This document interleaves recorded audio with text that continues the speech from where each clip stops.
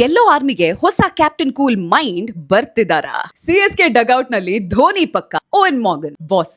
ಇದು ನಡೆದ್ರೆ IPL ಕಥೆನೇ ಬೇರೆ. ಫ್ಲೆಮಿಂಗ್ ಯುಗದ ನಂತರ ಸಿಎಸ್ಕೆ ಈಗ ಹೊಸ ಅಧ್ಯಾಯ ಬರೆಯೋಕೆ ಸಜ್ಜಾಗ್ತಿದೆ ಮತ್ತು ಆ ಕುರ್ಚಿಗೆ ಕೇಳಿ ಬರುತ್ತಿರುವ ಬಿಗ್ ಹೆಸರು ಓವೆನ್ ಮಾರ್ಗನ್. ಇದು ನಾನು ಹೇಳ್ತಿರೋ ರ್ಯೂಮರ್ ಅಲ್ಲ ಬಾಸ್. ನಮ್ಮ ಅಶ್ವಿನ್ ಅವರೇ, ಮಾರ್ಗನ್ ಹೆಸರು ಸ್ಟ್ರಾಂಗ್ಲಿ ರೌಂಡ್ಸ್ ಮಾಡ್ತಿದೆ, ಅರ್ಲಿ ಡಿಸ್ಕಷನ್ಸ್ ನಡೆಯುತ್ತಿವೆ ಅಂತ ಹೇಳಿದ್ದಾರೆ.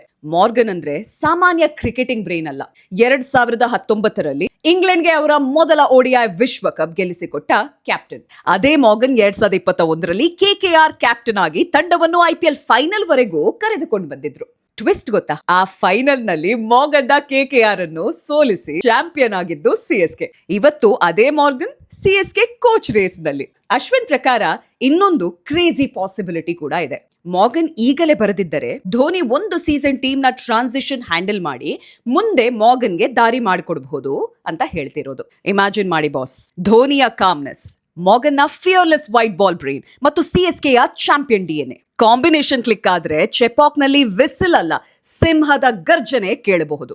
ಆದ್ರೆ ಯೆಲ್ಲೋ ಆರ್ಮಿಗೆ ನನ್ನ ಒಂದು ಪ್ರಶ್ನೆ, ಸಿಎಸ್ಕೆಯ ಮುಂದಿನ ಯುಗಕ್ಕೆ ಯಾರು ಬೇಕು? ಥಲಾ ಧೋನಿ ಅಥವಾ ಕ್ಯಾಪ್ಟನ್ ಮಾರ್ಗನ್? ಕಾಮೆಂಟ್ ಮಾಡಿ ತಿಳಿಸಿ, ಧೋನಿ ಆರ್ ಮಾರ್ಗನ್?